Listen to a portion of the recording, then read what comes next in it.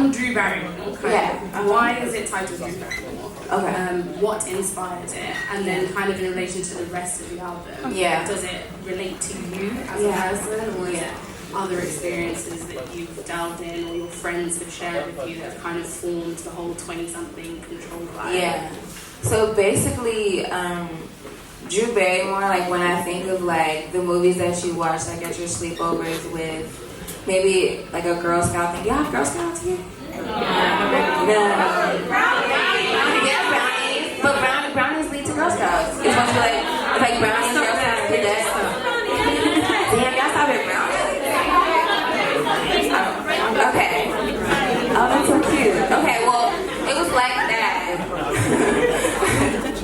It's like the movies that you watch at your sleepovers, or like that you watch when you watch Never Been Kissed, or Poison Ivy is like an old 90s American movie that my older sister would watch about a young girl who didn't have any parents and she was really on some fucked up shit. She was young and she hung out with this other girl who was like really complete, seemingly very smart, very shy. Her parents, her mom was, you know, really bad, and her father was like on some like weird, like down to like, you know, like always cheating, messing around. So Drew Barrymore played this troubled, like blonde, like bombshell young girl who came in and stole this other young girl's life because she didn't have a life. She was just like out in the world being bad and young and reckless, like swinging from the trees and shit. And so she ended up sweeping into the girl's family, befriending her, but she really just wanted to be loved, but she never experienced love, so she was of course destructive, because that's what you do when you never been loved. So she killed the girl's mother, fucked her dad, moved in, and then tried to kill the daughter.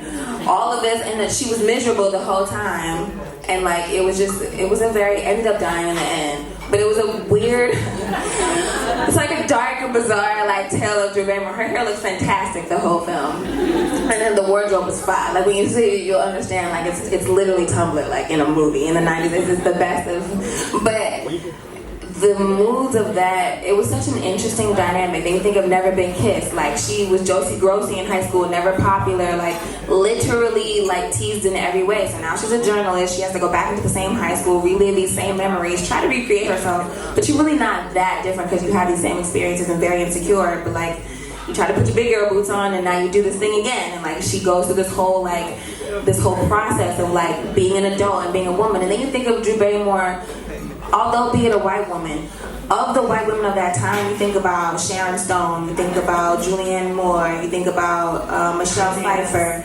Cameron Diaz is actually more quirky than those women. We're talking about like very aristocratic, like smallish, pointy nose, very thin, like women. We talking about Drew Barrymore having crooked teeth, a goofy belly laugh, short hair, and being relatively thicker than all of these women, and tall, just quirky. Like she was a different vibe, but that was her character. She didn't break out of character to try to be fine. Like she was just on some, I'm goofy, I'm awkward, I'm me, and that's me in every movie. In Charlie's Angel, I'm still an angel, but I'm also still like a wrestler and awkward as fuck, and like just doing my shit, and like dating Tom Green in real life. Like also like who does that? Like it's just like it's very.